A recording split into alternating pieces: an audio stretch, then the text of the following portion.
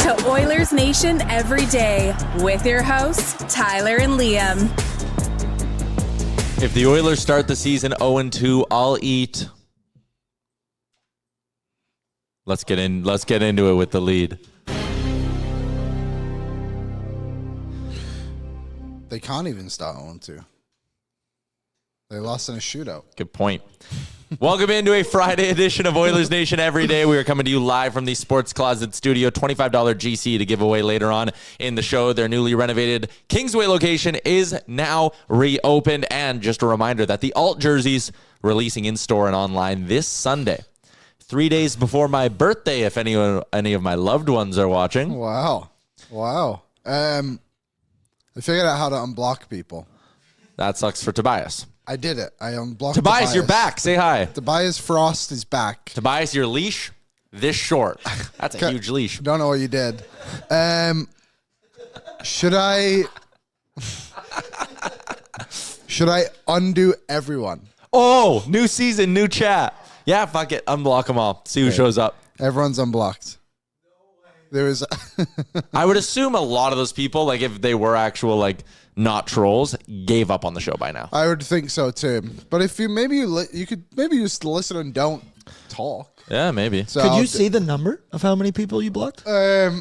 So there's when you do it, it doesn't come up like a list. It's kind of all next to each other, and I scrolled down to the bottom, and it took me a few scrolls. Oh boy! And then it said, "Click here to see 74 more." Oh, so I don't know how many are in one. Over 100 people were hidden from the channel. Some big names out there Could have too. been putting a ding in our numbers. Yeah, it could have been. Brainwash, remember that guy? Matt Savoy was one of them. That's hilarious. My God, Doug Waite's back. Oh my God, Dougie's back. Doug's been watching this whole time. You know what? Good on you, Doug. Sitting there muzzled for 8 months, watching every show. That is so funny. Yeah, man. Doug, you're Welcome back. I mean, you guys all know I have a trick, a quick trigger finger. Yeah, you do. I'm not afraid to pull it. And there's a lot of people in there, so sometimes if you say one joke that you think we're gonna get, and Liam reads it the wrong way, you're just gone. You're not. Anyways, the show is brought to you by Bet365. Download the app today. Use the promo code NATION. Whatever the moment, it's never ordinary. Bet365. Liam made it to another Friday. Cheers, buddy. It's a Dr. Pepper cheers. That hits good on a Friday. Can't make it through a workday without wanting a glass of that anymore. Yeah, you've become quite the addict. Yeah, I know. It's my personality. Anyways, YouTube chat. You guys are great. YouTube chat, by the way, brought to you by our friends at Odd Company Brewing and the Nation Beer Everyday Lager, a crisp, clean lager crafted not just for game day, but for every day. Here's what we got coming up on the show today. Zack Lang, in about 15 minutes' time, going to join us in studio. We're going to shoot the shit with Zach about where he thinks Jack Roslovic fits, whether or not we think Jack Roslovic is going to play tomorrow in the game against Vancouver. Quick, gun to your head. Will he play? No. I say yes. I think Chris Knobloch likes to experiment. I think things need to change from Wednesday's game. So, I mean, maybe, but I think they really want to give Trent Frederick a chance on the top line to keep going. So I don't expect that change. I think they're going to bump Savoy down already. I don't know if that line was necessarily bad. I don't know if he was bad. I just don't think he had a massive impact on the team. I think they got to give Roslovic just a couple of days. Because when's the next game? Tuesday? Mm-hmm. Give him a couple of days of a practice here and there, some morning skates, and then go from there. So I think that's what they'll do. But, hey, I've been wrong before, and I'll probably be wrong again. No one on waivers today, by the way. Let's look at the lines, because maybe they do tell us a little bit of a story about what Chris Knobloch's plan is going to be tomorrow. So the Oilers taking to the ice today, obviously another home game coming up tomorrow for them. So that certainly helps. I think getting Roslovic to the home rink, giving him a full skate today. He could skate tomorrow. That helps. Anyways, so the Oilers skate. McDavid with Draisaitl and Frederick again. Nuge with Mangiapane and Savoy again. Philp with Podkolzin and Kapanen again. Henrique, Howard, Tomasic again. Forward lines all stayed the same, but Roslovic was rotating in to the top six. So if Roslovic does get into this lineup, Tomasic's not coming out. It's Kapanen. It's Kapanen. I wouldn't hate it. I think, again, if you're going to ease him into things, doing it in a home game where you control last change? Like, do you put him in for Kapanen and then just give him a couple of shifts with McDavid and Draisaitl every period and ease him into the game that way? I could see it. Yeah, I think that's probably a safe way to do it if you're gonna do it. Kapanen obviously not on the penalty kill either at the moment, so just a guy you can easily rotate in and out. And the thing with Roslovic, and actually, I think it was Doug asked in the chat, was like, why wouldn't he play? The reason I wouldn't play him, and maybe like the team wouldn't play him, he's just not been in a competitive environment. He's been skating alone with a goalie and maybe a couple other guys, but like he's basically just been doing shooting drills for the for the summer by the sounds of it. So that's the reason why. Just help him get up to game speed a little bit, but also too, like he's been in the league now for a while. Maybe you can just throw him in a deep end and see if he can swim. Also, it's one game. The Oilers are a deep enough roster. I think that if it starts going to shit, they can just be like, hey, we're going to take you off this shift, and Thomas X is going to go out for a... Every game matters with the McDavid era or something. I don't know. People were saying that yesterday. Yeah, I agree. It's just one game. Darnell Nurse was not on the ice this morning. The expectation is that he is going to be fine for tomorrow. The Oilers had to make a roster move ahead of tomorrow's game, and it wasn't needed because of salary cap space. It was needed because they actually have too many players on their roster. They had 24. You can only have 23.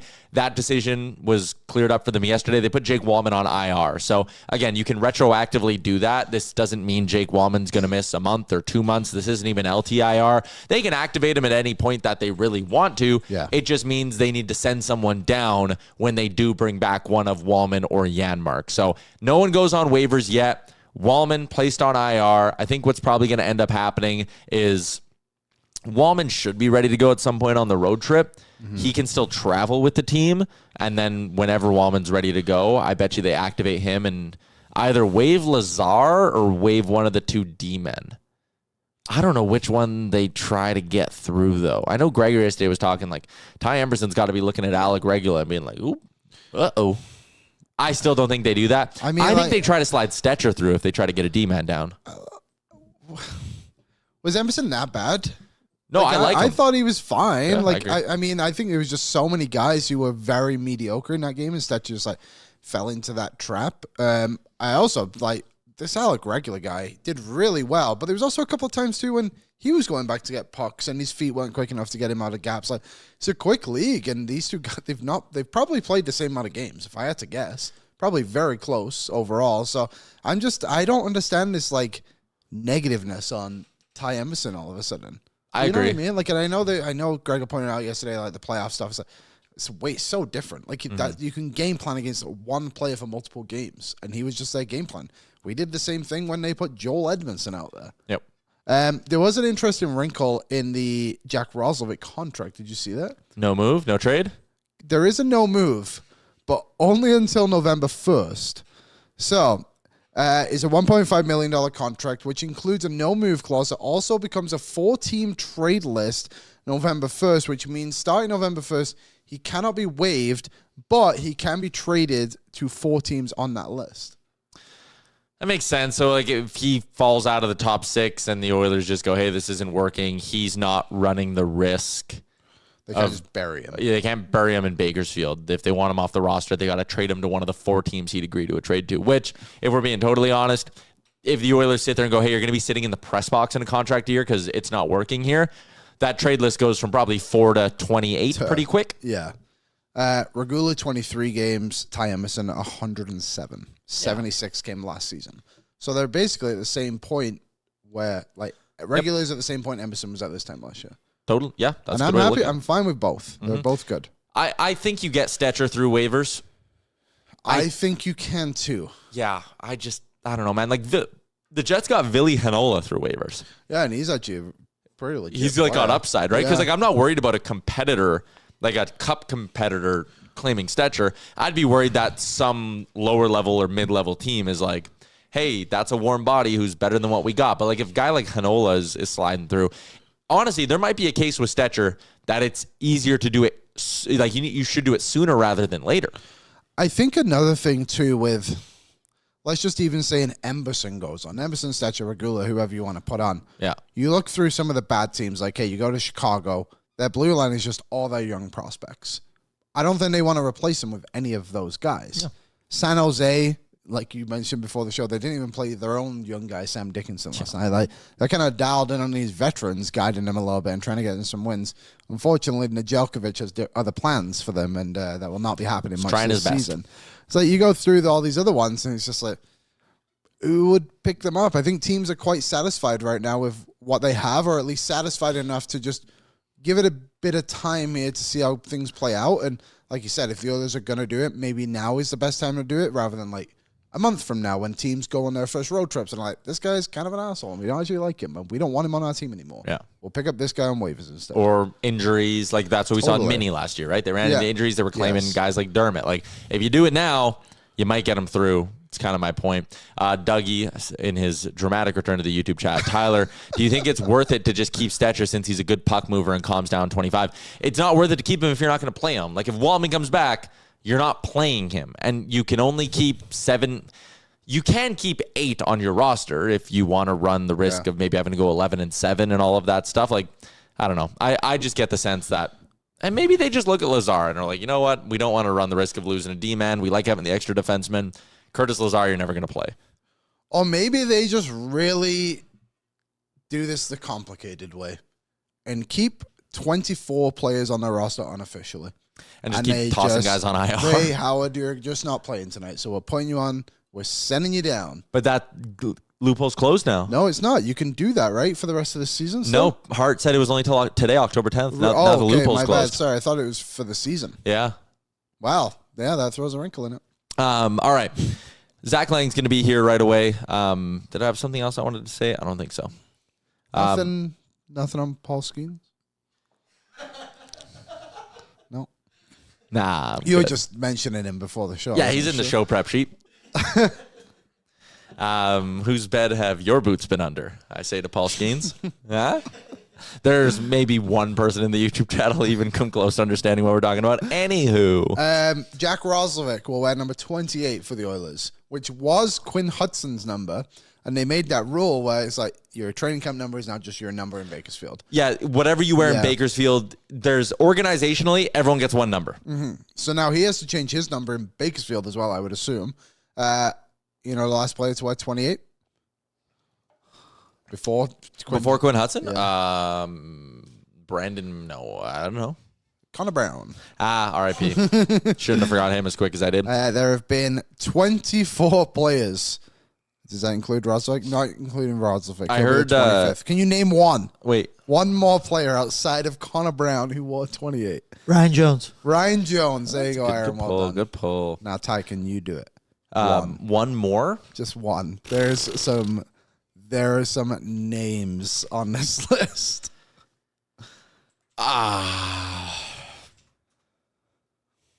No. Danny Zavaret, Jason Chimera, Patrick Thornton, Ryan Jones, Matt Fraser, Laurie Kopkowski, Kyle Brodziak, Anthony Anthony, and the last one before Connor Brown. I'll give you one clue. I think his back still hurts. Ryan Murray. Ryan Murray. Ryan, you going to return to the lineup? Nah, they're telling me my back still hurts. It's a tough number throughout There's history. not some good history, Liam, with that number. Well, he should rethink. No. Hopefully Roslovic is the one we remember. Let's quickly do our Sherwood Ford Giant Question. Dealer Days coming up October 18th. That is 8 days from now. Next Saturday at the dealership, there'll be prizes. There's a food drive. Attend 1 to 3 p.m. at Sherwood Ford the Giant, sherwoodford.ca Dealer Days. All right. This one is a bit of a different Sherwood Ford Giant Question. But, it kind of got me thinking a little bit. They add Roslovic. They've obviously made the move for Connor Brown or for Connor Ingram.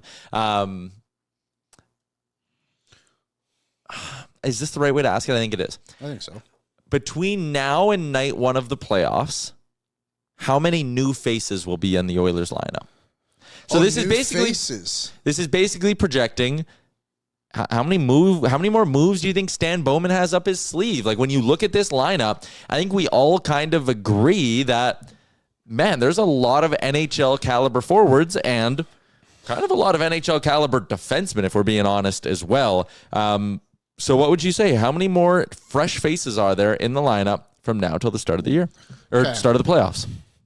This would be a good YouTube video, Eli. I will say one defenseman. I will say Connor Ingram comes up. I think Connor Ingram will be on the playoff roster. That's a bold one for me. So I'll say 2. How many new faces? I'll say 1 in each kind of group. 3. That's including Roslovic. I'm assuming we're just going to throw him in the mix. Yeah, he doesn't count as one of the new ones. So I'll say 3. I think they'll go and get another defenseman. It's probably a guy to replace Emberson. Or do you go even... Here's a fun thought. What if you just go get a top 4 defenseman, thinking really far ahead, and you just make Nurse on your third pairing with Kulik and just say, we don't care how much you make. You're better down there and you're less harm to us than you are in the top 4. And we just got player C, B, A, whatever. You know what I mean? I love that idea, actually. I know you're kind of flipping guys back and forth, but however you can make it work. So your answer is 3? I'll say 3. Forward, goal, Ingram comes up, and a defenseman. Maybe they go for a Henrik Sam Carrick kind of trade they did the other year, but they said a Carrick, it's a defenseman. This is a really hard one for me because, it's early in the season and we're obviously feeling optimistic. And I see a lot of you saying 3. We're not counting Connor Ingram, or are we? I just did. Okay. So Ingram's 1. I think Ingram's on the roster come playoff time. I just think eventually he'll get a look and he'll probably run with it. So Ingram's 1. I'm going to say 2. I don't think there's a world where they add both a forward and a defenseman who are good enough to bump someone out for night 1 of the playoffs. I could see, again, is the Roslovic thing going to work or is it not? I don't know. And come playoff time, is he even going to be a guy who Chris Knobloch wants to trust in potentially a bottom 6 role? I don't know. Hyman's going to be in that Frederick spot, let's say. That second line, maybe you look for an upgrade on Savoy and you move Savoy down and you're bumping out. And then Freddie, though, you're looking at him as a centerman. Yeah, you know what? I think it might be just a D-man and a goalie. Or it's going to be a quiet deadline, which is weird. But it definitely could be quiet. I'll say Ingram and a defenseman. Can you pull that up again, Aaron, please? I don't. Okay, so let's walk through it. Let's walk through it forward by forward. I think we agree a defenseman is coming. A defenseman comes for every contending team in the NHL. Yeah, usually you just just add one. But again, if they like Regula through the regular season and they have Emberson and they're like, we'll play one of those 2 and Stetcher's our 8, so and then Wallman's back. Totally an option. I'm just going to what if Chicago, just as an example of a team, is just hey, Connor Murphy or Matt Grzelcyk are available. You can have them for a 4th round pick. And you just get them because they're NHL guys. Grzelcyk, I would Stetcher. Probably have more than Connor Murphy, to be honest, just because he has a bit more playoff experience, if I'm not mistaken. Yeah, but Murphy shoots right. Yeah, so that works. I'd prefer a right shot for sure. Again, if it's hey, we'll give you Connor Murphy 50% retained, but even then he's $2.2 million. You're not exactly going to be able to squeeze that in. You're pretty. So if this cap strapped NHL playoffs is also when the cap is, your players have to be within this cap space. Yeah, right? you got to be cap roster. compliant. The players on your roster, yes. So how much does Ingram make again? 1. And Pickett makes or 1, so he 1.1. wouldn't make anything. Oh, so maybe that's why Pickett might be on the roster a bit more than Ingram, just for the sole reason of hey, we'll save $100,000 because we need to play this guy too. If it comes, I don't think having it come down to 100K would be pretty wild. But if they did, but it could. Maybe that's why Stetcher stays. That could. Well, even then, I don't think it'll get that complicated. No, if anything though, it's a case for that's why Jack Roslovic won't be playing. Because they're going to go, instead of Roslovic, they'll play Philp or whatever and be hey, we saved $750K on our cap for night 1 of the playoffs. I think we're reading into that a bit too much. Or maybe that's why they don't get a 4th line center, because they're Philp's just he's not as good as this guy, but he's not too far off, and we save $1 million. You know what else? There might be, I'm just thinking out loud now, there might be a real sneaky market for guys who make under $1.2 million come the deadline, because teams are going to sit there and be hold up. You're making $800K, and we think you're good enough to play in our playoff roster. Oh no, because the retain doesn't matter come playoffs, or does it? No, God, it does. It goes on the other team. Yeah. So, for example, this year the Oilers will have to pay Jack Campbell on their playoff roster. Yeah. Right. So, like, if you have a guy who's making $800,000 at the deadline, he's a fourth-line center, and you like him as an organization, you go to his team, say, keep 50% of him, you're selling at the deadline, and now he's only $400K on our playoff roster. Like, all of a sudden, I think teams will get real. Their bottom six guys, like, you can get retention on a few. That's imagine huge. the market Taylor Radish would have had a few years ago when he was making like $700,000. Yeah, and was scoring 20 goals. Yeah. Like, yeah, teams would have been jumping through hoops to try to get that guy. Like, God, yeah, 20 goals one season, 5 the next for Taylor Radish. yeah, he fell off a bit of a cliff. That's a tough one for the kid. All right, let's get to our first guest of the day. Oh, I should tell you that our Giant Question was also brought to you by our friends at Sherwood Power Sports and Marine, offering up the best boat winterizing services in all of Alberta. Complete winterization for all makes and models of outboards, stern drives, V-drives, jets, and wake boats, plus personal watercrafts right in the heart of Sherwood Park. As we will head out to the Star Mechanical guest line as well. It is Edmonton's #1 plumbing and heating company. You can find out more by visiting them online at starmechanical.ca. Whether it's residential, commercial, 24/7 emergency service, they do it all and they do it well. Got to get Zach his cord. This is also an all-new mic stand. Never seen anyone put it in front of them before, but I kind of like it. It works, I think. Yeah. Yeah, I don't know. I just. We can maybe extend it a little bit. Yeah, actually. I want you to be comfortable. I don't want to punch you in the face. That's okay. Star Mechanical. Zack Lang from Oilersnation.com. Are you emotionally over the first game of the year? Like that loss? I know you lost a lot of sleep probably. Yeah, I was emotionally over the game about 2 seconds after the game. So I was ready to move on from that one pretty quickly.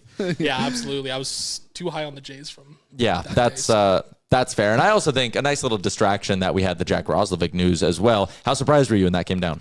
Definitely surprised. I mean, the Oilers have been talking to him for a while now, since July 1st. Yeah. And I like the deal quite a bit. I mean, it's a pretty low risk, moderate to high reward deal, I think, for Roslovic. So I'm totally fine with it. I mean, another body to come in, he can score 5-on-5. That's something the Oilers really need. So I'm a fan of it. Where are you going to slot him? Well, that's a great question. Yeah, like is he a McDavid Draisaitl complementary 5-on-5 player, or is he he can produce away from Connor and Leon, so let's put him lower down the lineup like with a Henrique and see if we get something there. Yeah, I kind of like the idea of having him a little lower in the lineup, to be honest. I mean, I think the one concern, first and foremost, I think he will play with McDavid and Draisaitl. Like, I think they'll give him a look up there, right? I think they'll give him a chance. 19 goals at 5-on-5 last year. That was 6 more than the second highest Carolina Hurricanes. Seth Jarvis and Sebastian Aho both had 13 at 5-on-5. So he's able to score goals at 5-on-5, and that's something the Oilers really, really need, right? Yeah. So, I think the one concern for me is that he's not the biggest player, and he's also not a physical player at all. Right? Like, he only had 14 hits in however many games he played last year. So, on that top line, who do they want up there? Well, they want a Zach Hyman, a Trent Frederick, a big body who can go in the corner, dig out some pucks, and most importantly, get it on the stick of McDavid and Draisaitl. I think Roslovic can do that because he's a high-end playmaker. He's got offense in his game. He's got speed. That'll definitely help with playing with McDavid up there. But the physicality element of it is, I think, the one thing that has me a little concerned about him being a long-term fit up there.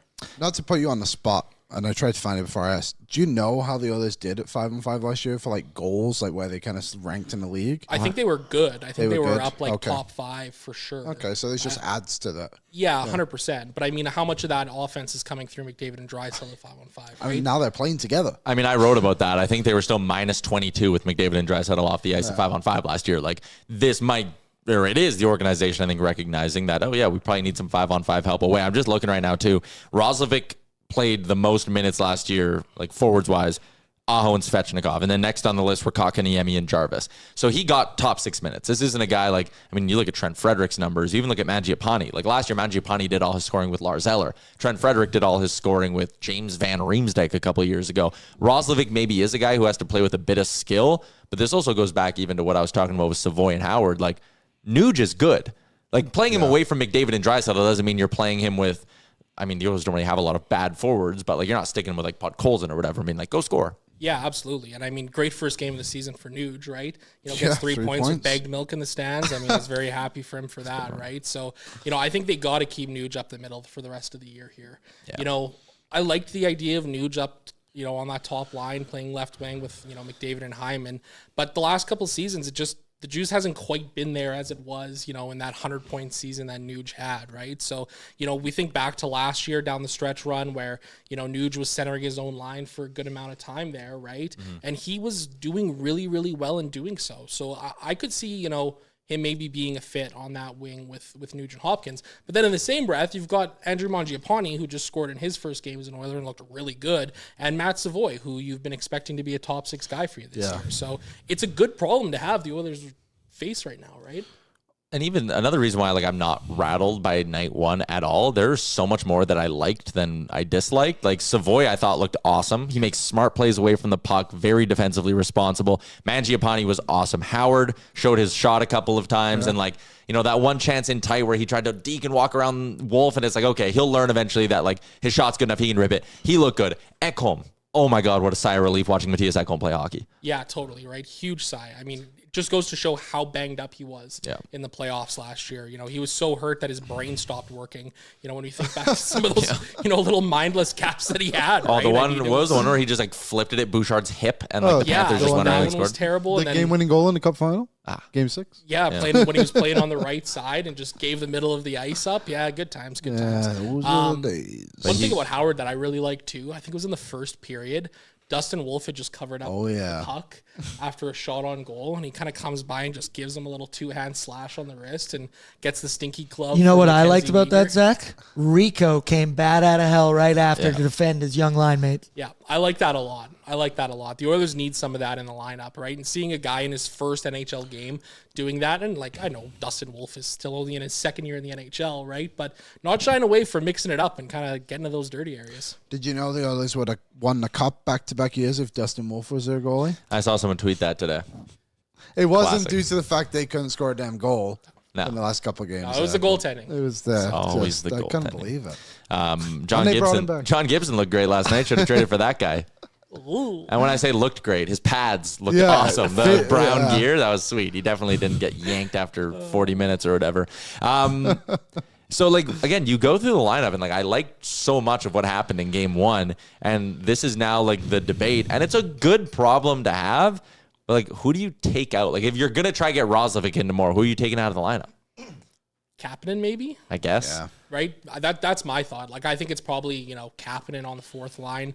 You maybe think Podkolzin, but I don't really think that's the guy you take out of the lineup because of the physicality that he brings, right? So I think for me, Kapanen, we saw last year in the regular season and the playoffs, he kind of rotated in on that third, fourth line at times. And of course he bumped up here and there too. But I think he's probably the first guy to come out because, at the end of the day, like Chris Knobloch said after, game one there, it's not like the Oilers have a lot of practice time. They're practicing today. They have the game tomorrow against Vancouver. They have a little mini practice on Sunday. Then they're on the road for 5 games. Yeah. Right? So, Roslovic is kind of just getting thrown into the fire here. So, we'll see what happens. I imagine the first game or 2, maybe 3 or 4 are probably going to be a little bit rough considering no training camp, no preseason. He has been skating on his own in Columbus, which is good. But, that's skating on your own in a community rink in Columbus. It's a little bit different than playing in the NHL. So. Yes.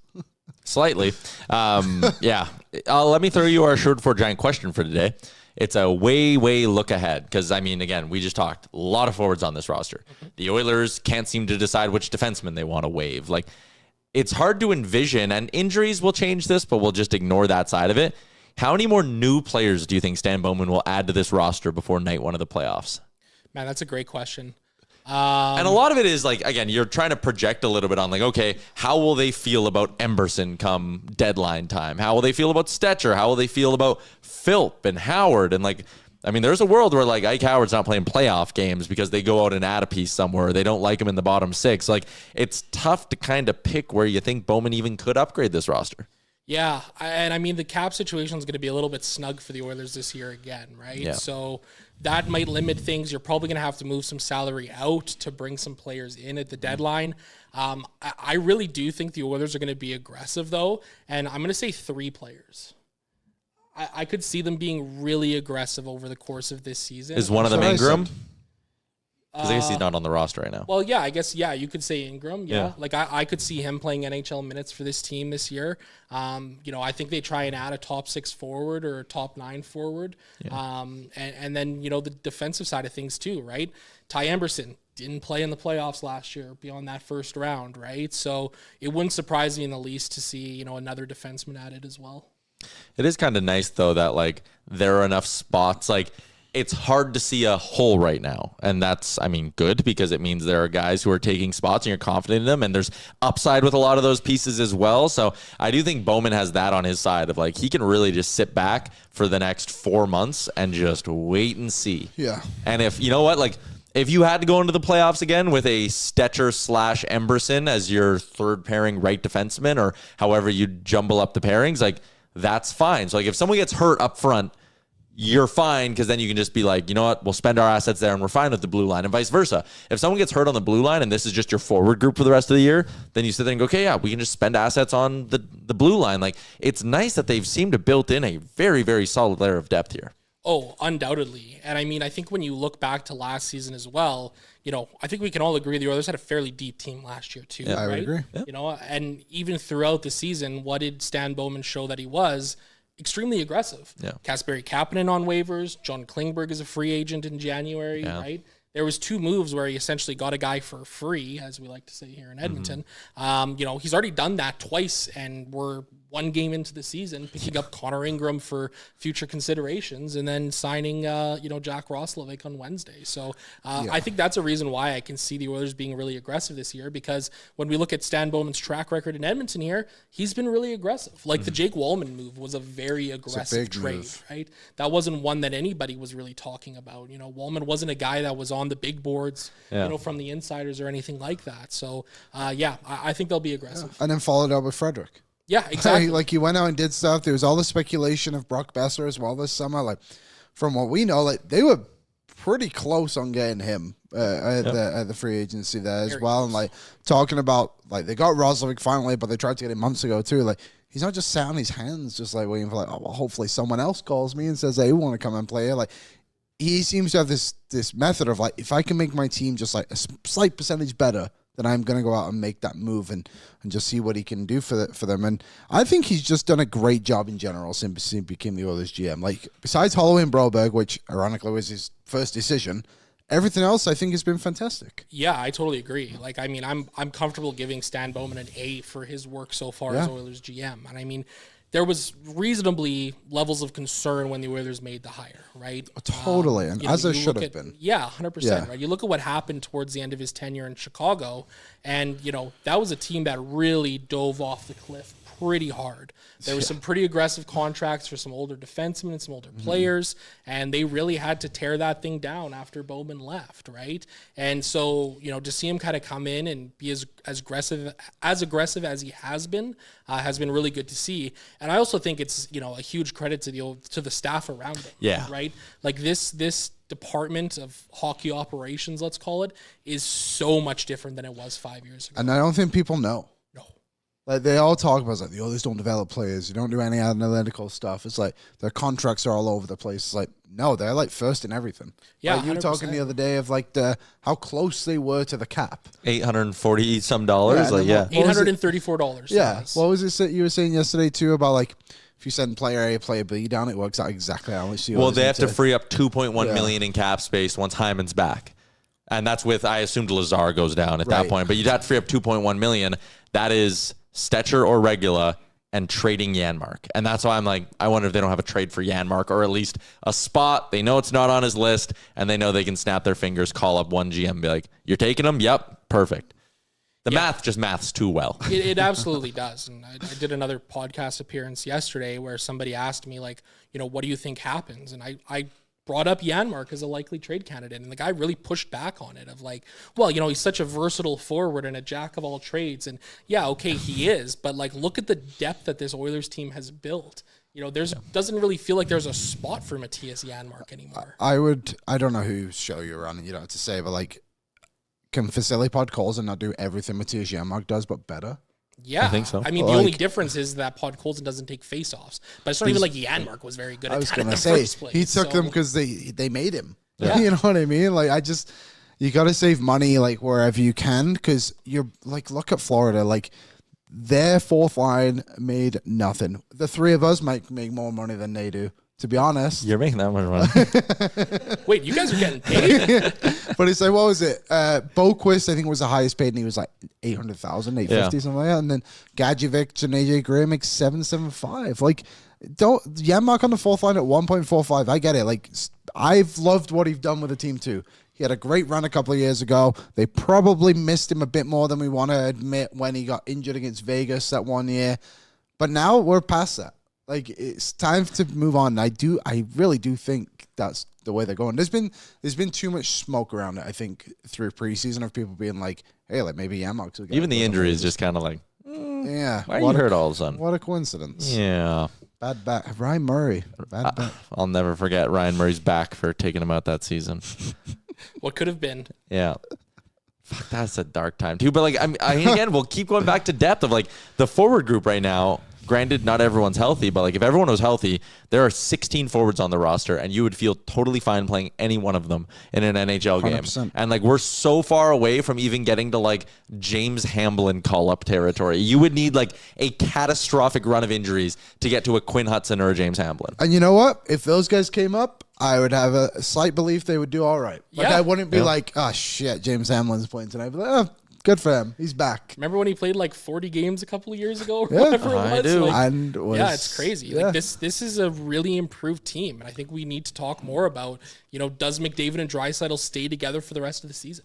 Like, are they just McDavid and Draisaitl all year long? And that's why I wonder if Roslovic plays with Nugent Mangiapane. And they're just like, you three have to produce for us at 5-on-5. But like that line should produce. I know, and it should. And I believe it would. And then Hyman's on the top line. Maybe you keep Frederick there or something like that. I don't know how they would do it, but like I believe that line could be very, very valuable to whatever success the Oilers have. And then also too, then you don't have to go and find a top six forward to play. You just got three there in Hyman, Roslovic, and Mangiapane. Well, one thing that's really interesting about Roslovic too, I wrote about it this morning at Oilersnation.com. Did you guys see the trade clause that talked about Roslovic that, has? It's interesting. Very fascinating, because November 1st, Zach Hyman can come back into the fold, right? Oh, I didn't even think about it like that. That's the first day that Zach Hyman can be activated Interesting. off LTIR, right? So you think this is like his preseason audition almost in a way? it's essentially a $1.5 million PTO. Yeah. Whoa, Oh, shit, yeah. I never thought about that. So yeah, because they can't waive him. Can't put him on waivers. Yeah. So there's 4 teams you can trade him to. So whatever the other 4 teams that he was close to signing with. I was over going to the say, I wonder summer, if his list is not pretty specifically curated. right? That is interesting. So I'm curious to see what happens. I really am. But, even if he does line up on that second line and work with Mangiapane and Nugent Hopkins, a third line of Adam Henrique, Ike Howard, and Matt Savoy doesn't sound all that bad to me. No. Rico Henrique, and the kids.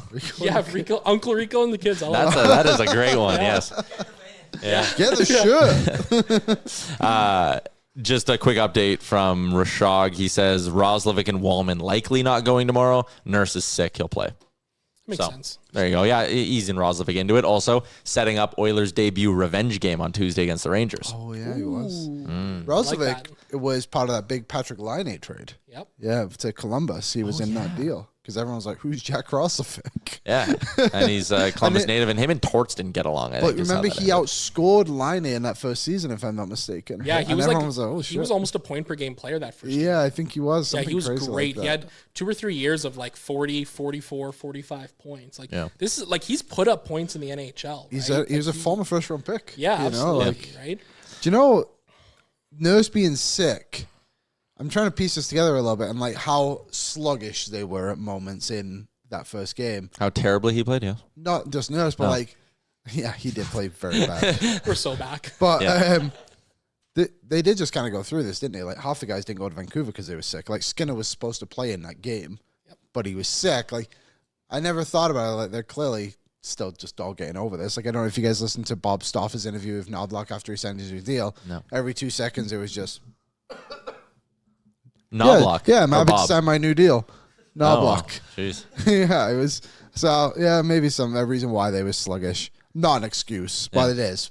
Not on the third goal. See, they That just was needed to bad. be like me this fall. take a lot of multivitamin gummies. You gotta get. 'Cause I did not want to get sick this fall. It's a good morning routine. I do it every morning. Yeah, me too. Yeah. Good for us. Look at us taking care of our health. I was going to make a comment earlier about how we were talking about Nugent Hopkins. It's like the new phase of his career. And it's like, boy, that's a good reminder for us. Hey, the young Nugent Hopkins we watched when we were in middle school, high school. I'm writing an article today for Oilersnation.com. And it's my 10 thoughts of the week. And my 9th thought, which will soon be my 10th once I get probably my other one in there.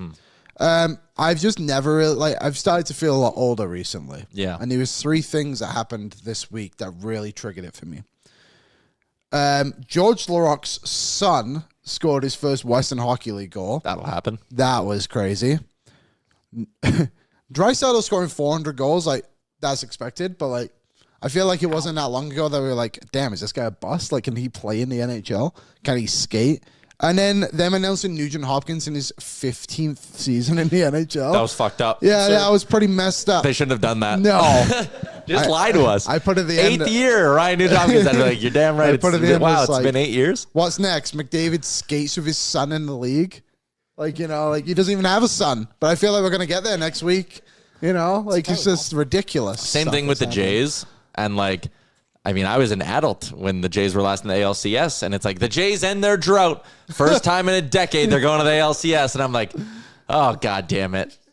I was an adult. I've been an adult for that long now. Yeah, just wait till you guys get your first gray hairs like I did last week. yeah. I've noticed a couple of them up top here. That makes you feel 30 clubs, Zach. Shout out you and me. That's right. I'll be dyeing them. Yep, they'll be pulled out of my head. I'll be bald. They'll be pulled out of my head. You fired up for the Jays this weekend? Oh, extremely fired up. How, like on a scale, I mean, out of the stressful sporting events you can watch your team go through, watching them try to execute a bullpen game is very high on that list. Oh, yeah. That was one of the most anxiety-inducing experiences of my entire life. Yeah. That was absolutely chaotic. But they're 7-2 in bullpen games this year. They'll be doing it again in the ALCS. It worked, Yeah. and it worked really well. Yeah. You know, a lot of people were critical about keeping Chris Bassett and Max Scherzer off, you know, the ALDS roster, but I think it was absolutely the right move, right? They both struggled down the stretch run, and they've both gotten crushed by lefties all year long. Yeah. You look at that lineup that the Yankees had, a lot of lefties in there, right? So, yeah, no, it worked to perfection. So, but yeah, the nerves are definitely getting high again. I mean, this is the first real playoff run that I'm experiencing as a baseball fan. Nice. It was only like 4 years ago because of Blue Jays Nation that Yeah. I really started following baseball. So, yeah, quite a fun ride so far. So, question about baseball Yep. rosters. 2 questions. Question 1. Can you have the same amount of players from the ALDS on your ALCS roster despite there being potentially 3 more games? Yes. Okay. So question 2. Is it more likely that they send another starting pitcher now and take someone out since there's more games? Because I feel like you're just running your bullpen through a ringer there. You know what I mean? It's almost because, yes, there's more games, but there's more days off. So, like, who you start in game 1 Gotcha. is rested by game 5. Who you start in game 2 is rested by game 6. Who you start in game 3 is rested by thought game about 7. Okay. So it's really just game 4 again that you have to worry about. So I actually wouldn't be surprised, though, if they put – because I also think you want to protect yourself a little bit against a potential extra innings game. Right. I wouldn't be surprised if they put Bassett on the roster. Because he's good, right? Yeah, he's good. Yeah. He pitches way better at home than on the road, which would make me nervous about a potential game 4. But I think they'll keep him on, and then in that game 4, they legit might just use him as a piece in the bullpen game and be like, hey, we're gonna put Varland out first. He'll get us 1 1/3, 2 innings. And then you're going to come in and get us once through the order because we trust you a bit more. And then he's like a piece of the bullpen game and protection for extra innings. So if Bo comes back, which I think he might be. I think he might. Okay. Who's out? Probably IKF. Easy. That makes sense. Yeah. I mean, he made an error. That's Oh, did It he? was a brutal one, too. send him to the Go back to the gulag. Steelers. But yeah, Gulag. I like that idea of having Bassett there as like a potential long man because it gives you two long arms out of the bullpen because you got Eric Lauer. Yeah, too, that's as a good point, lefty, too. Yep. You know, I was surprised he actually didn't need more innings in that bullpen game. I thought that they would have used him for getting through the order once, but I mean, you can't complain about how it worked out because they won. Yeah, absolutely. Tomorrow, I think they bounce back. Yeah. I mean, the Canucks, to their credit, Filipino looked good. Yep. I mean, they were playing Calgary in Calgary's second game of the year. They got a couple of lucky bounces, but I'm not super high on the Canucks this year. No, me neither. maybe I should have been a little bit. I was talking about it on the DFS show yesterday with Brock. I was like, I am not buying it with these Vancouver Canucks whatsoever. But, they pretty solid game last night, all things considered. But, again, Calgary's on a back-to-back. Dustin Wolf starts 2 games in a row, which was a little bit surprising. How many games is he going to play this year? 65? 70? To be fair to the Calgary staff, Devin Cooley is trash. So they probably should play him for 82. Yeah. Probably. Yeah, he's not a good goalie. Maybe we'll see a return of the 70-game starter. Maybe we're not far away from it. With someone like him, just a little guy. Yeah. Flies around Just on a that. wee little lad. Yeah, he's just a boy. All right. Zach, thanks for... Oh, you got one more? I was just going to say, just a general NHL question. Anyone excited you so far from the first couple of games? Like a team, like you're looking at being like, damn, they're not what I expected them to be. The New York Rangers. Yeah. Poorly? Yeah. Yeah. Not a great start to the year for them. No. That game against Pittsburgh was very, very rough. So, which is kind of scary for me because I've got a lot of Rangers bags this year. I did some best ball NHL drafts this year. Oh. I got a lot of Rangers guys in there, and both my fantasy hockey teams both have a couple of Rangers on them. So a little bit scared right now. What's your favorite futures bet that you have? I'll tell you mine. I actually only have one futures bet, and it is a 8-leg spider parlay. Smart. And I loved it. You sent it to me. I saw it. You did inspire me a little bit too. I went and placed a bunch of futures bets. Eichel 40+ goals. That's my big ticket. Mine's Gunther 40+ goals plus 700 on Bet365. I like Dylan Gunther. And then to cover, I got him to get 70 points, which was plus 210. So I think he should get 70. To cover it, you bet on him again? Well, maybe he gets 40 assists and only 37 goals. You know what I mean? Yeah, sure. All right, Zach, thanks for doing this. Thanks for having me, boys. There you go. Zack Lang on the Star Mechanical guest line, Edmonton's #1 plumbing and heating company. You can find out more by visiting them online at starmechanical.ca. We're going to take another trip out to the guest line in a little bit, but we got a few things that we need to get out of the way, including our giveaway for the sports closet. Let's do that. Did I guess it again? Yeah, you nailed it. Yes. Liam's 2 for 2, getting them in our prep sheet. It's brought to you by our friends at the Sports Closet. From jerseys to hats to the legendary foam finger, you will find it all and more at the Sports Closet. If you missed this game earlier in the week, every time it's a home game day edition of the show, we have $25 to the Sports Closet to give away. And I give you 4 clues. First 3 people to get it in the chat, they go into a prize wheel. It is always a player who played for both Edmonton and the team they're playing. All right? Here we go. First clue. Got to guess the Oiler/Canuck. This player played in only 9 games over 2 seasons with the Oilers, and he is from the Decade of Darkness era. Could be anyone. Could be anyone. I think that little amount of games in 2 years gives you a bit of a hint, but I agree. All right. You want to put the name in the chat so I know what I'm looking for? Or It's in the prep sheet. In our prep sheet, sorry. Yeah, Is it in I there? guessed it. All right. Oh, sorry. I think I deleted it. Oh, well, no one else is going to say There it. you go. You want Eli to play or something? All right. So there's number 1. There's hint number 1. 9 games over 2 years in Edmonton, Decade of Darkness era. Number 2, he ended his career with the Vancouver Canucks, which was his 3rd NHL team. Played for a team before the Oilers, then ended with the Canucks. Hint number 3, he played more games with the Oklahoma City Barons than the Edmonton Oilers, and it was not even close. Way more games with the Oklahoma City Barons than the Edmonton Oilers. And hint number 4, because I don't think anyone's going to get it without this hint. He's a goalie. So those are your 4 hints. He played 9 games over 2 seasons in Edmonton, Decade of Darkness era. He ended his career with the Vancouver Canucks, his 3rd NHL team. He played more with OKC than Edmonton by a long shot, and he is a goalie. There you go. If I'm not mistaken, may I add another clue? Because I just verified this. Sure. I believe he got a shutout in his Oilers debut. I think he did. I think he did. He played he had 1 crazy game out of those Yeah. 9 with the Oilers. There's 2. I think we got our 3. There you go. Zach is in. He was correct. Taylor is in. He was correct. And Doug's in. What a return to the chat for Doug. He's in as well.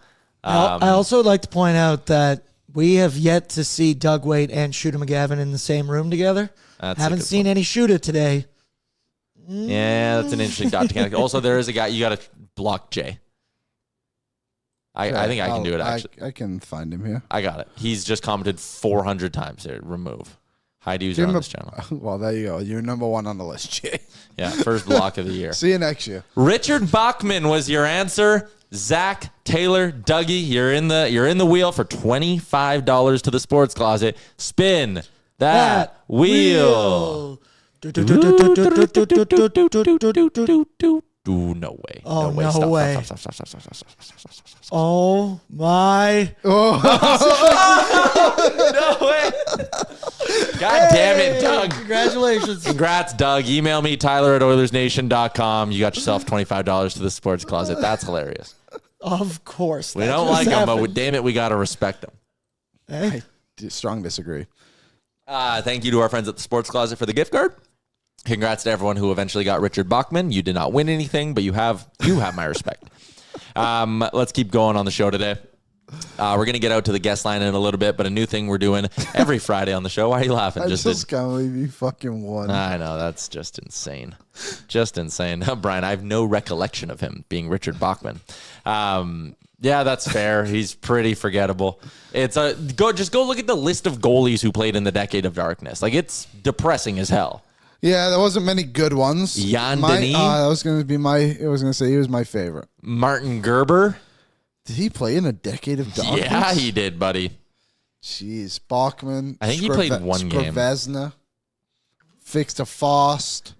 Gerber, 3 games. Damn. Right at the end of the 10-11 season, .958 save percentage. And then never played in the NHL again. Jason LeBarbera was another one. LeBarbera is a good pull. That one year, the Oilers, I think, had like 5 goalies on their team.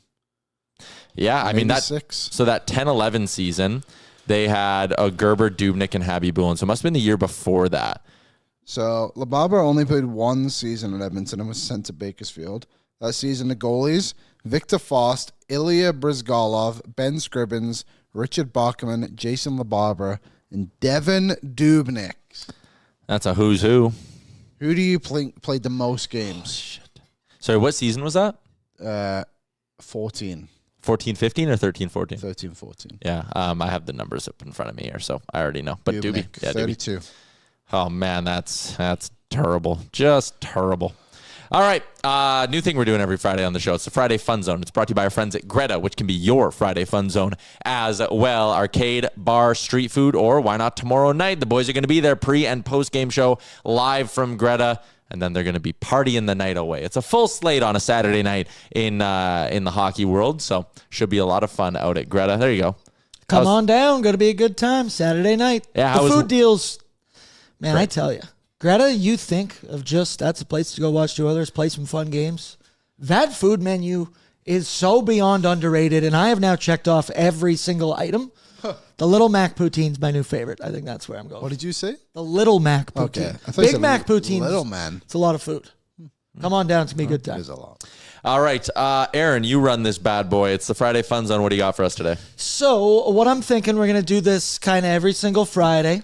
Could be relative. It's really whatever is going to be in Bordzy's brain. Also, DMs be open, folks, so give me any ideas. I have prepared some blind rankings. I've also got to keep 3, cut 5. So let me ask you, which of those would you prefer to do first? Let's do the ranking. Blind rankings? All right, let's do blind rankings today. Okay, I'm going to start with, so we're back at the beginning of the NHL season. You know, your hate bones are coming back. So I want you guys to blind rank your most hated NHL franchises heading into the season. Okay. Get our hate bones. That was also a big theme on our pre-prep sheet today was hate. Yeah, there's a lot of hate going. So blind ranking, if you're new, there's 5 slots, and you got to place them before. You don't know what's coming, and you're just going to place them either 1, 2, 3, or 4, and we're going to look at what it is by the end. So your first team. So wait, there's 4 or 5 options. There's 5 options. Okay. So you're 1 through 5. Okay. And we're doing this together. Yeah. Okay. And you can talk it out, explain your hate. Yeah, so your first option, team number 1, the Toronto Maple Leafs. Okay. Give me your thoughts. So I don't hate the Leafs that much. I hate Leafs. Well, that's part of it. I hate, fan base. yeah, I was gonna say more like the media coverage of it is nauseating, but like, do I hate it? I don't know. I think he's gonna throw one in here that we won't hate at all. So I think 4. Yeah, I like 4. I like 4. I just don't hate them that much. I think it's funny when they lose, but I'm not like, I hate the Maple Leafs. Yeah, they're irrelevant to me. Yeah, Rusty says 4. I think I'm good with 4. So, Aaron, I think we're going to put them at 4. I think I also would have gone with 4. You don't play them enough for me to have hate in my body. It is a big game, though. When they come to town and we go there, it's a big game. Yeah. All right, your next team, where they rank for your most hated NHL franchises, Tyler, kind of correct. The Buffalo Sabres. Oh, 5? 5. Yeah. Easy 5. They'll be relocated to the Atlanta Sabres soon enough. I don't think that's happening, but no, I feel no way I feel bad for them, actually. I think they're the lovable losers. I think that city is hard to hate in general. I don't even think they're exciting enough to be lovable. You know what I mean? Like, you want them to make the playoffs, but like, there's no one on the right. I like Tage Thompson, I guess. I don't know. Ryan McLeod's cool, but yeah, sure. They're just pitiful losers. Yeah, that's they're probably pitiful. where I would go with they're that. pitiful. All right, now your next one, there's some old wounds that go with this franchise, but you think of modern day right now, maybe not the most. The Dallas Stars. The Anaheim Ducks. Okay, I hated the Ducks for I a think long of Ryan time. Kessler pulling pads. Corey Perry, Kessler, Getzlav. I even hated Jonas Hiller. And now he's the coach of the Kings. Let the hate flow through you. I hate the idea that everyone just told me how great John Gibson was last season. And he stunk last But night. I know there's got to be more division teams coming. Yeah, I say 3. I think 3, but I do hate them. I want that to be known. Okay. I got a lot of hate in my body for the Anaheim Ducks. However, I that hate logo them. makes me hate it less. I hated the D one more. Like the old school they had with Getzlaff and Perry more Yeah. so. Lance as well, Pronger. Yeah. Okay, so Sabres at 5, Leafs at 4, Ducks the 3. Anaheim Ducks at 3. Your That's- next team, He's the not- Calgary Flames. So here's my take on the Flames and the rivalry. Okay, I think we might be equal on this. I hate them when they're good, and when they're bad, I want them to be good so I can hate them. Like, I wish they'd keep up with us a little bit better, if you kind of get what I'm saying. Their fan base can be annoying. Well, they just love talking about us. Right? Oilers. So it's like, it's almost like that elevator meme with John Hamm where it's like, I feel sorry for you. And it's Yeah, like, I don't even think about I you. don't think about you at all. Like, I saw someone the other day posting about how our arena is going to be so much better than Edmonton's. And it's like, okay, 10 years later, I would hope so. Again, haven't thought about them getting a new arena all that much. Yeah, I think I'm 2. So here's the other thing. I also think, too, I hate Rasmus Anderson. Yeah, I hate him. I hate Nazem Kadri. I don't like Mackenzie Weegar anymore. No, okay, you don't like Mackenzie Weegar. He went I after I hate- cowered. I'm out on that. I hate Nikita Zadorov. I know he doesn't play there. I hate Matthew Tkachuk, especially when he played there. There was a lot of guys over the years who I've looked at and just be like, you suck. And your reputation is trying to piss off the Oilers because you're not good enough to beat them. Yeah. Tkachuk has now proven that he's good enough to beat us a couple times, unfortunately. Classic. I'm going to put them at 2. Yeah. But I will say, I hate them, and I just hope number 1 is the team that I hope it is. Well, no, so I'll even go a step further. Okay. If number 1 is the Canucks, I think I'm okay with our list. If number 1 is the Panthers, I'm okay with our list. If number 1 is the Golden Knights, I might be okay with our list. If number Kings. 1 is the Kings, I might be okay with our It list. has to be one of those 4. If it's one of those 4, I'm totally fine with what we did here. Well, gentlemen, without further ado, your number 1 most hated There we team is go. the Las Vegas Golden Knights. Yeah, I will say, I hate the Flames more than I hate the Golden Knights. But this fan base, like, just entitled. You waltz into the league, you win a cup, you're a contender. Like, Yeah. there's an arrogance, there's a smugness. Jack Eichel, blech. Think about the Pietrangelo two-hand incident, how much you hated Alex Pietrangelo. But then we smoked them last year. Felt amazing. And I'll just say this. When Rasmus Anderson inevitably joins them by whenever the trade deadline is, Yeah. I will be more than happy with this list. Mark Stone, LTIR, bullshit. Yeah. Oh. Do you know what else pisses I'm me fine with our list. pisses me off a lot, and I've been hearing this so much on podcasts. Oh, the Vegas Golden Knights. Look how deep they are. Look how good they are. Do they even need Alex Pietrangelo anymore? Well, he played for them last year, and he was terrible in the playoffs. Yep. William Karlsson, okay, yeah, he had one 30-goal season. He had 9 goals last year. Yep. I'm just tired of this. Thomas Hurdle. Oh, my God. He's back to himself. But if he gets injured, then we're screwed. You look at the Oilers. What are they going to do? No one ever says, like, oh, well, Nugent Hopkins is a threat, 100 points once. Zach Hyman had 50 goals. But what do the kids call it, Reese? The glazing? Is that right? The glazing's crazy for the Golden Knights. The glazing on the Golden Knights. Oh, they'll run away with the division again. Oh, they'll win it. Off-script question, gun to your head, Golden Knights, Kings. Who do you hate more? Kings. Yeah. Their rat list is so big. Yeah, and every year, again, the disrespect towards the Oilers of like, Philip Deneau is going to shut down McDavid and Draisaitl. They have the strongest center core in the league. This is the one team the Oilers don't want to face. Darcy Kemper's a Vezina candidate. Yeah, well, Jonas Hiller runs their damn bench, and he's fucking terrible at his job. This is exactly what I wanted. Yeah. Some hate to start flowing here the a little bit. Vancouver Canucks, do I hate their team? Yes. Their fan base, every single one of you is scumbag. Oh, they have the worst fan base in the NHL. The worst one. Like, I should say most toxic.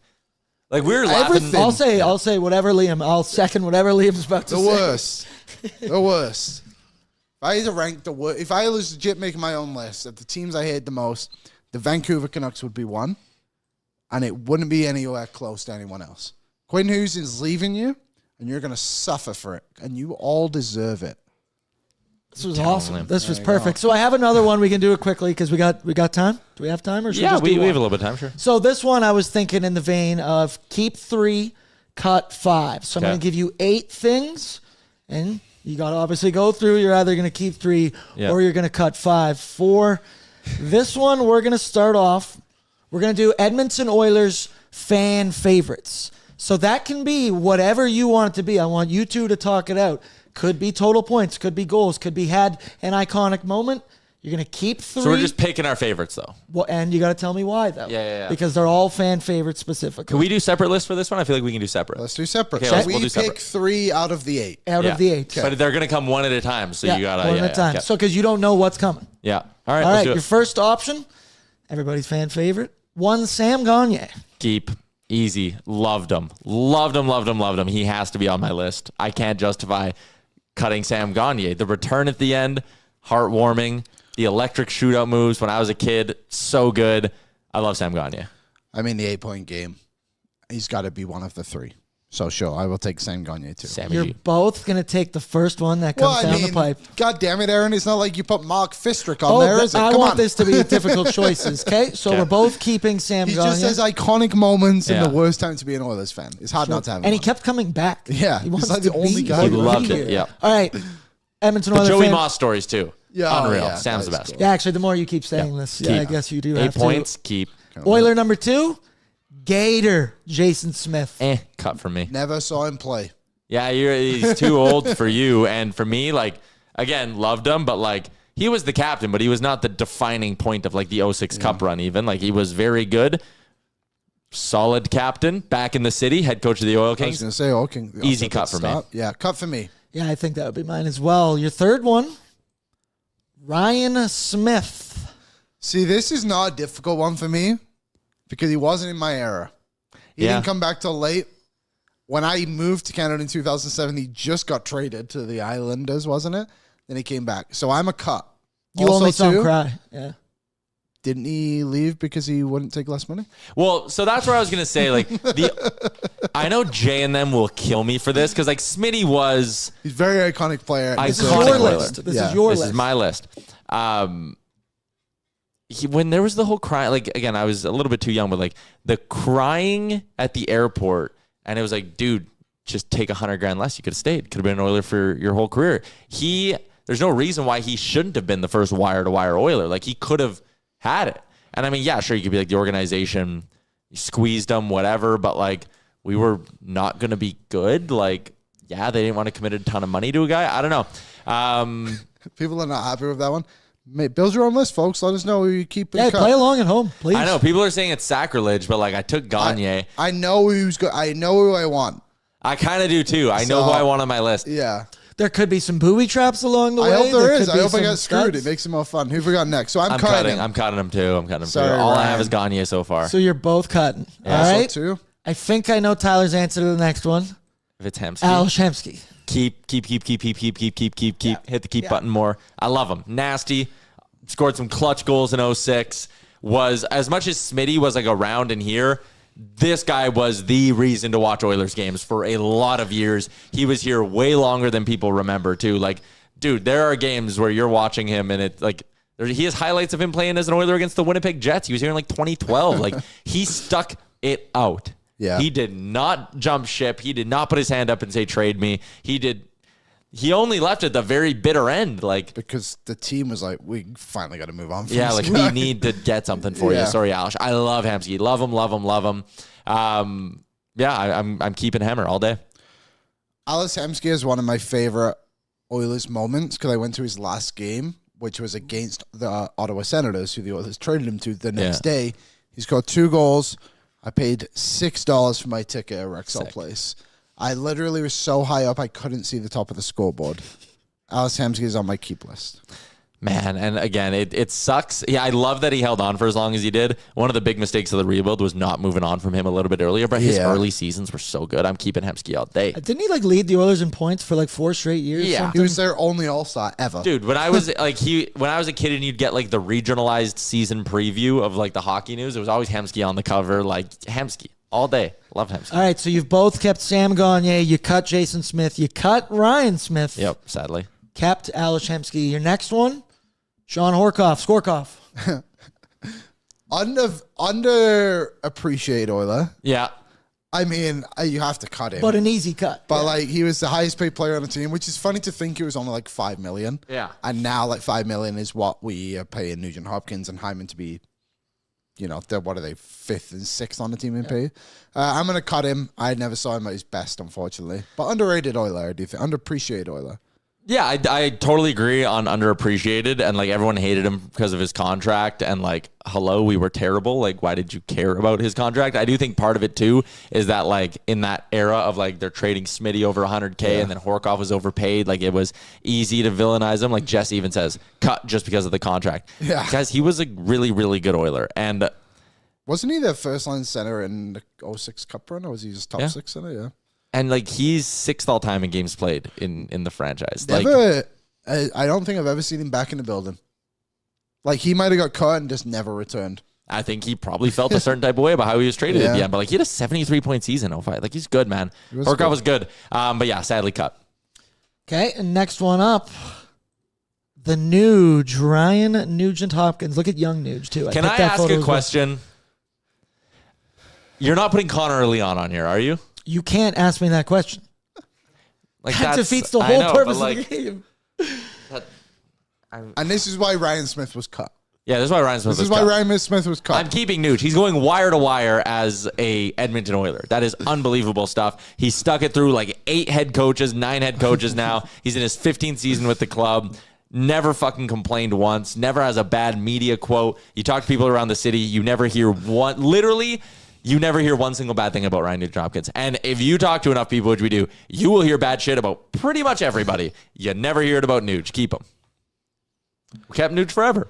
I'll cut him. Okay. Because I just want to. I want to know. I want to know what I'll do next. All right. Okay. So I'm going to cut him for the pure reason of I have 1 spot left. I love Nuge. He's easily the 4th. If the next 2 are Connor and Leon. So there's 2 more.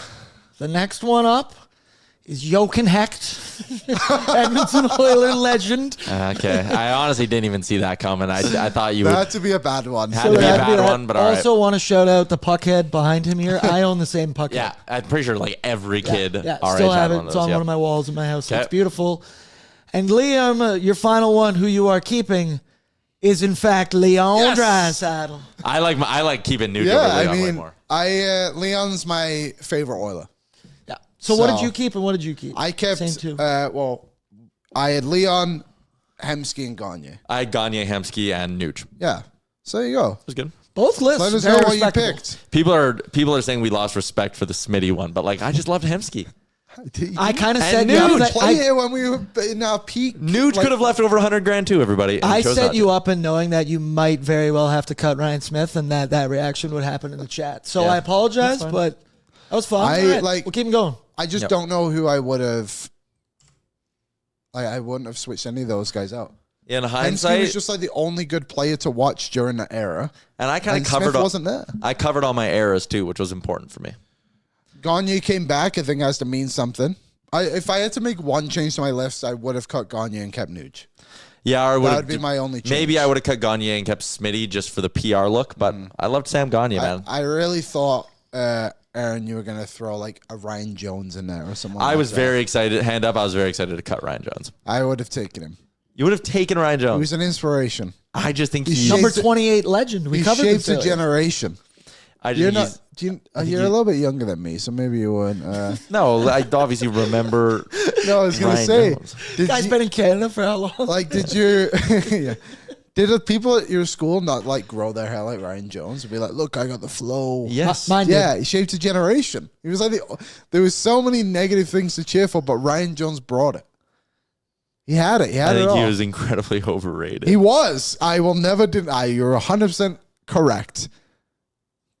But he was a different kind of man. What I remember most Ryan Jones is like his goal celebrations were so genuine and fired up, and that's a lunch pail guy. That's a hard hat guy. He is You a cheer great for story. that guy. Yeah. Yeah. Now he's neighbors with Doobie. Yeah, I was gonna Yeah, say. yes. Now I'm Doesn't still he trying to get own- him on pre and post game. Owns a construction company, I believe. We have not heard from him since the Oilers went to Germany. Like 10 years ago. Yeah. That was the last time he might still be there, even though he's in Minnesota. Yeah. The city does love guys like Ryan Smith, so I get it. Gas still not here. All right, that's fine. He said he was running a little bit behind, so we'll cut him some slack. Let's get to some what's trending for our friends at Oodle Noodle. Friday, you don't want to cook. Great sports weekend. You don't want to cook. OodleNoodle.ca. Take advantage of the value menu deal, which allows you to add 2 green onion cakes, 5 spring rolls, or 6 wontons to your order for just $2. Any signature or premium box, takeout only. The Avalanche are debuting Nordiques jerseys, and it is my chance to once again stand here in front of what audience I have and say, abolish teams wearing jerseys of the franchises they stole. They stole. That's so fucked up. If in whatever year the Oilers moved to Houston or the Oilers moved to Seattle, and once a year I had to sit here as a hockey fan in a city that no longer has professional hockey, Yeah. and I had to watch Houston wear Edmonton Oilers throwbacks, I'd lose my mind.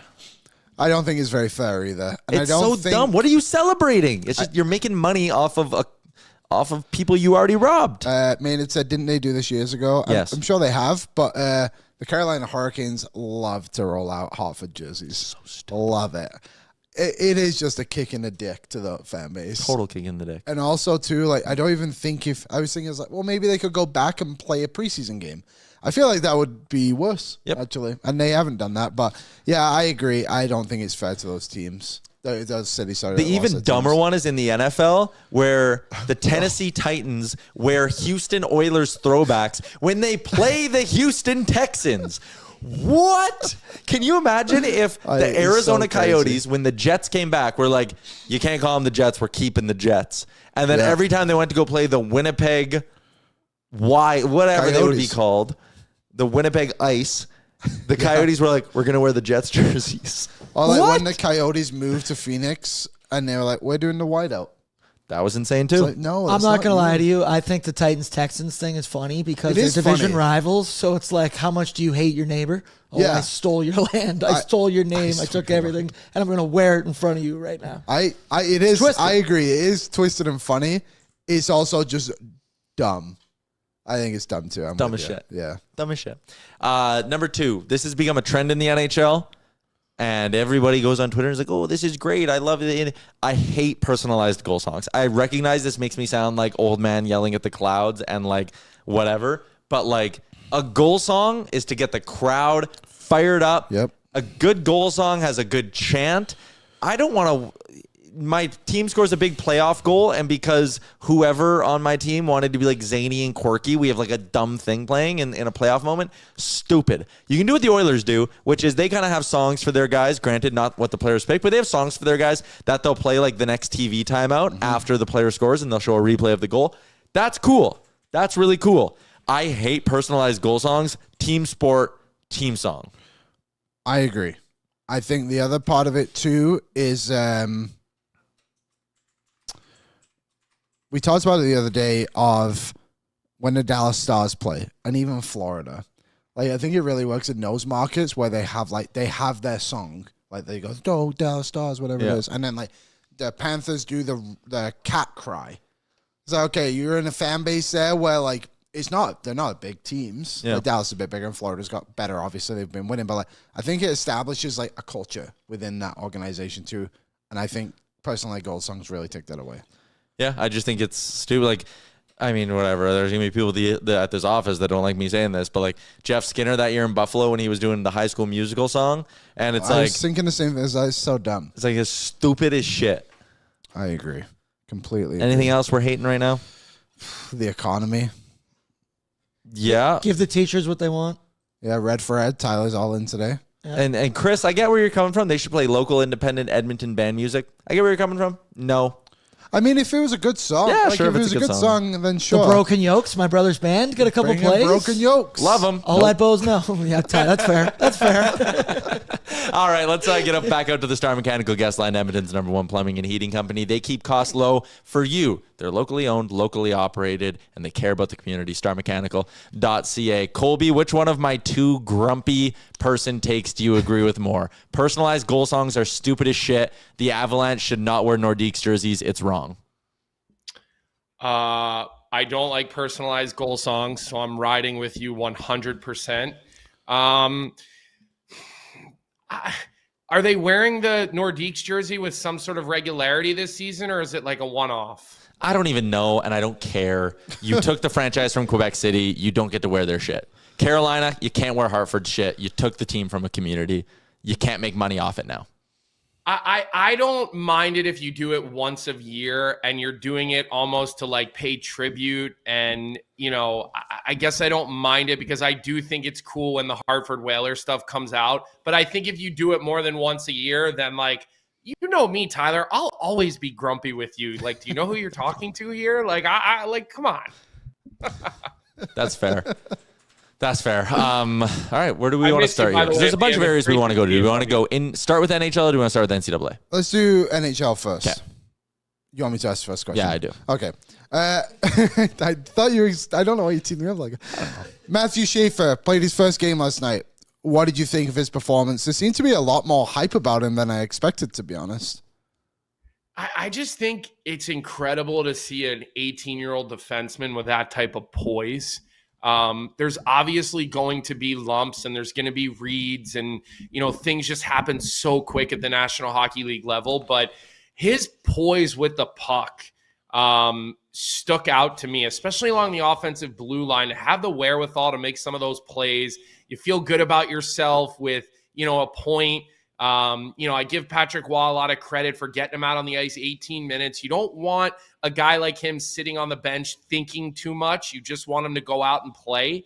And I think the word that everybody's been using, because Patrick Waugh used it, is swagger. Talk about a guy who knows what swagger looks like. Patrick Waugh was the king of that. So I'm generally not a fan of rushing these kids right into the National Hockey League, especially defensemen. I mean, look at Lev Shunov and his struggles. And I even go back to, I know Korchinski was the 7th overall pick, but he seemingly had a difficult time. And I feel like we see these defensemen that spend that 1 or 2 extra years, whether it was the Hughes boys or whatever, and they come in and seem way more ready at 20. But this was a different situation. And look, one game, small sample size, but the kid certainly looks like he's got the game to back it up. So Schaefer goes 18 minutes, looks good. Fan base is excited. Probably not going to be a super fun year for the fans out on Long Island, but like they have Schaefer to watch. Then you go to San Jose where they scratch Misa and Dickinson for their home opener. And like I can get Kolb if they want to do the Leo Carlson thing where it's like, hey, we're not going to play him 82. We're going to take it easy on him. They're too good to go back to junior, but a full NHL season. Like I get that. Home opener in front of your fans. Why are you playing Ryan Reeves 6 minutes over Michael Misa? And it's really funny. I don't know if you guys had a chance, like if any of you follow I hope I'm pronouncing it right. Shang Pang. So like he had this article that he put out today where he interviewed the owner of the San Jose Sharks. And even the owner said that he was disappointed not to see Dickinson in the lineup. Look, I know Ryan Warsofsky very, very well. We're good friends that go back years and years. I played with his brother in numerous places, and you know, the families were just always really close. And I think that's a situation where you don't want to put those guys necessarily in the bottom of the lineup. And you felt like some of the guys and the veterans in the top of your lineup that you brought in, that you want some of these younger guys to learn from, you have to make sure you don't lose your locker room. I think in rebuilds, we see coaches that lose the locker room and lose the veteran players. It's happened in Chicago now for with Luke Richardson, and Pat Maroon used to bite his tongue on our show left and right about the things that were going on in that locker room, and bless his heart for doing so. It would have been more fun if he would have came on and just unloaded every week, by the way. But I think Ryan Warsawski, honestly, is doing what is right by that locker room. Those guys are going to play. They're going to get their moments. I understand where you're coming from, too, and you want to see those guys on opening night, but you just have to be careful of the environment that you're creating, because you're going to lose a lot of games, and those guys will get their moments. So ultimately, I agree. Why is Revo going in there for 6 minutes? But what are you going to do? Put Misa on the fourth line for 6 minutes? It just doesn't make sense. And there are other young guys as well that, like Colin Graff, right? The kid comes back this year and he goes and he takes a spot on the team. Yep. That is not a player that was guaranteed shit. His spot was probably written in pencil, and now it's probably in pen, right? So I think there's more things at play that you have to look at, and we have to take a little bit of a wider approach when we look at it. Don't swear. Two teams are 2-0 to start the year, and it's the Penguins and Bruins, and they were both supposed to be dog shit this year. Are you buying on either one of them? You just swore. No, I didn't. Sorry, the Penguins and who? Bruins. Are you buying stock on either of them, or is this just two teams who have just randomly won their first two games and they're going to be bad? I think I'm a little more. I'm buying a little bit more stock on the Boston Bruins because they have a goaltending duo, Jeremy Swayman with a full training camp, and his GM not publicly crucifying him like last year when he was holding out. You still have a 1-2 punch on the back end of Charlie McAvoy, Hampus Lindholm. You could see I rushed right in here after sitting in traffic for the last hour and a half. But and then you still have Pasta. Look, where's their secondary scoring going to come from? Still remains to be seen, because all their goals have been from that top group. Hopefully you get to see, Minton succeed, right? He comes over in that trade. He'll get a little bit of an opportunity. There's a new coach bump. I think the Bruins have more of an opportunity to be a sustained okay team this year. I still am not buying playoff stock for either of these teams, Tyler, but I'm higher on the Boston Bruins than I would be on the Pittsburgh Penguins. And look, you can never count out Sidney Crosby. The guy has an aura. He has an ability to drag his team, to elevate guys. I mean, he's still Sidney Crosby.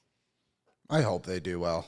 I just want Sidney Crosby. It'd be a fun story. I'm exhausted with the talk of Crosby's going to Montreal. He'll only go to Colorado. I just want him to be a Pen forever. I want him to do well, and I want Kyle Dubas to have a difficult decision to make when it comes to the deadline, being do I add to this team? Because they're one of the few teams that are going to be bad. Obviously, we fully expect them, but if they're good, they have the star pieces already. If you're close, something. You can't sell. You can't just say no, we're sorry, Sid, we're not going to try and make the playoffs. Yeah, he's going to be in a difficult spot. I ultimately think they'll be bad, and that's not my question, Colby.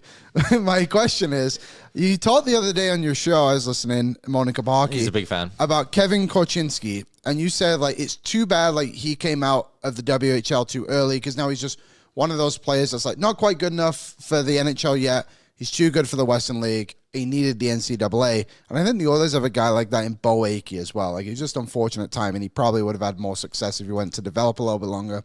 I'm just curious with this CHL NCAA rule, I don't know how much college hockey you've watched. I think it's only been a week, maybe two now. How are those players doing, the ones that have gone over? Have they had the instant impact so far in the NCAA?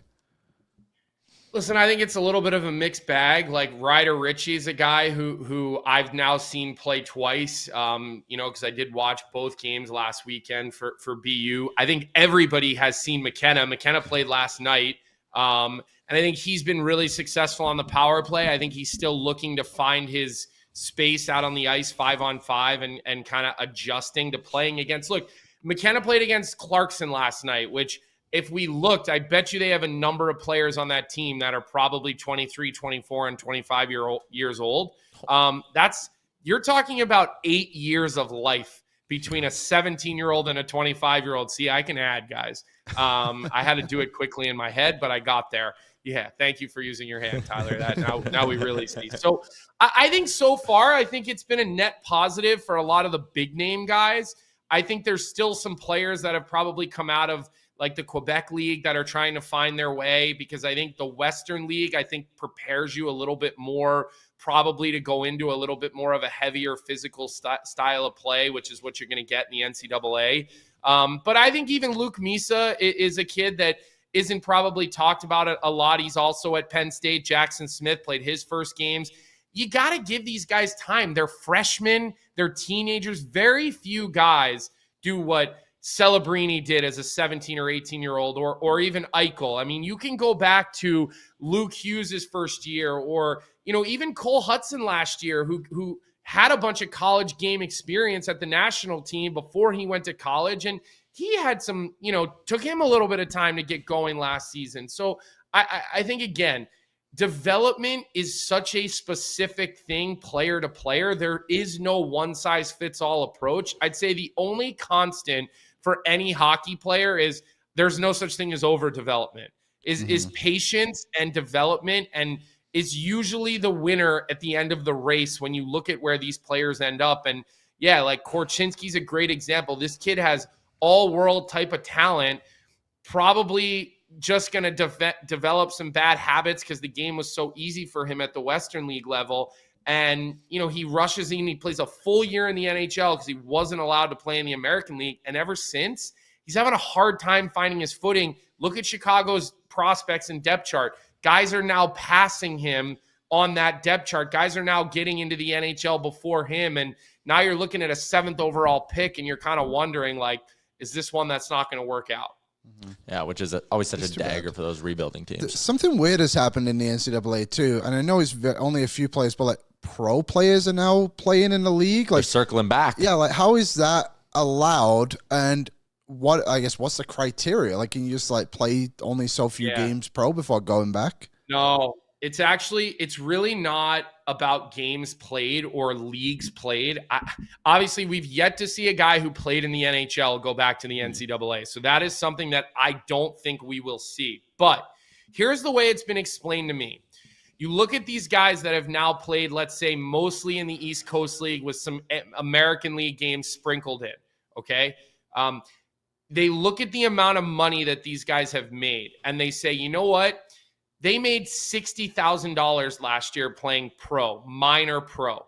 They're viewing that in the NCAA right now as necessary expenses, right? That's the number. Like, college coaches are telling me if you're somewhere between maybe like 40 and 60,000 of earnings playing minor pro hockey, and you have the academic standing, there's a good chance that you're going to get cleared by the NCAA right now, because they're looking at those numbers and saying, you're really not getting paid to play hockey. Those are just necessary expenses. And that's kind of the whole thing, even with guys that are, potentially looking at playing pro in Europe and then they're still eligible. It's happening in basketball. Players that played pro basketball are now coming back to the NCAA because they're looking at the money earned and they're saying, okay, necessary expenses. For the record, I am completely against it. Once you're a pro, you're a pro. I don't believe you should be able to play in the American League and then come back to college, even if there's players in college that are older than you. I think that that's a miss, and I think that the NCAA has just basically laid down their swords. They've lost so much money with the lawsuits that I just think they don't have any willingness to fight right now, and so they're just kind of like, okay, yeah, we'll just accept it. Well, we're out of time. Okay. That's sad. We could have gone a lot longer with Yeah. Cole, but Colby, we'll do this again. It's a lot of fun having you on the show. Sorry for being a little bit late. I was keeping you up to date. There's a little traffic, and I was buzzing in. And when I walked in the door, I mean, Sloane's like devastated that I didn't stay upstairs with her, and she was asking if she could come hang out and be on camera. And I said, it's a little too early in the season for it to go off the rails. One day, Liam will take us far enough off the rails that Sloane can come in and make her first ONE. Or her first ON experience. First week of Morning Cup of Hockey's been good, though, with you and Johnny. I know Johnny hates the Oilers this year. We're going to probably try to get him on next week. His opinion on the Oilers is so bad. I hate it. I mean, listen, I really was disappointed how that game shook out against Calgary, and I'm sure you guys, and I actually, on our show, I like pinpointed the moment that I felt like the wheels fell off in that game when Bouchard made that errant pass in the neutral zone to Draisaitl. I think it hit him in the side of the leg or in the knee. He changed. The first goal goes in like 30 seconds later, and it just snowballed out of control. But listen, the Edmonton Oilers, they're going to compete for a Stanley Cup this year. And go find a goalie that like you trust to play with Skinner. Like we can't be having this conversation later in the year. Like it's got to be the Oilers' year here. It just does. It's got to be their year. Should have gone for Gibson. Oop. Yeah. Whoops. 1 for 2. I was 1 for 2 on that one though, because I said Fowler and Gibson. Oh, I don't even remember you saying Gibson. I'm just the fan base here wanted Gibson so bad. You almost threw me off your show for saying that because I said Fowler and Gibson. Hey, the Gibson one, swing and a miss for Colby. Fowler would have looked damn good in that Edmonton Oilers uniform the way he's playing. He would have I looked thought you damn were good. talking about the goalie. Jacob Fowler. Jacob Fowler. I was They like, could really? get A him. rookie goalie? Interesting. Oh, no. Sorry. I was talking Cam Cam. Fowler. Cam Fowler. Gotcha. Yeah. All right, boys. Love you Okay. guys. Have a Bye, good weekend, Colby. Bye. Happy You Thanksgiving. guys too. No, happy Thanksgiving to you guys because Thank it's you. your Thanksgiving, not mine. Are you calling games this weekend? Me? Yeah. Yeah, tonight. Golden Bears, Griffins. I'll be down in Red Deer for the Red Deer Fall Classic watching Michael Grabner's Phoenix Coyotes 14U team. Lost 8-1 today. though. Sounds fun. Tough one for the Grabs. Slightly young, but that's where we're at in hockey. I get it. All right, boys. Love you guys. See ya, Colby. There goes Colby I couldn't going. explain it to One him. half a Morning Cup of Hockey. Yeah, he wouldn't have gotten it. Well, I mean, we're just out of time. Yeah, we got to Colby, wrap. We're still there. I'm a scout. Quickly. Yeah. That's young. I don't just go for fun. I think you do. Bet365, download the app today. Use the promo code NATION. Whatever the moment, it's never ordinary. Bet365, boys. Got to do our NFL parlay quickly. I'll step up first. Jags -1 at home against the Seahawks. I'm all in on the Jaguars. I like them. I think Trevor Lawrence will lead them to victory. Seahawks coming off a high-scoring game against the Bucs where they lost. Give me the Jags. Aaron? I am going to go Cowboys -3. Last week I went Cowboys -2. They're playing the Panthers. It's on the road. Dak Prescott's like MVP level quarterback. Spread of -3. That's not nearly enough. Yeah. We them boys. They gave me another point for the Lions, so it's now +2.5 against the Chiefs this weekend. That is so disrespectful. Yep. So disrespectful. All right. Play those three together. And it is +596, boys. +596. Lions +2.5. Lock it in. +596. We hit last week. We're looking to make it 2 in a row. We're up units, correct? Yeah. We'll do more preview stuff on Oilers Nation Radio. Myself, Liam, BM, Rick, Dan. So look for that wherever you get your podcast from or here on the YouTube. Tomorrow, 7 o'clock start for Pre-Gaming with Bordzy live from Greta. That is a wrap on a very fun week of Oilers Nation every day. We'll see you all next Monday. Oil up. Wait, or Tuesday. What's up, Nation citizens? If you enjoyed today's episode of Oilers Nation Every Day, make sure you hit the subscribe button here on our YouTube to not miss any of our content. We got you covered from interviews, insight, analysis, everything you need to stay up to date on everything around the team. Hit that subscribe button so you don't miss a video.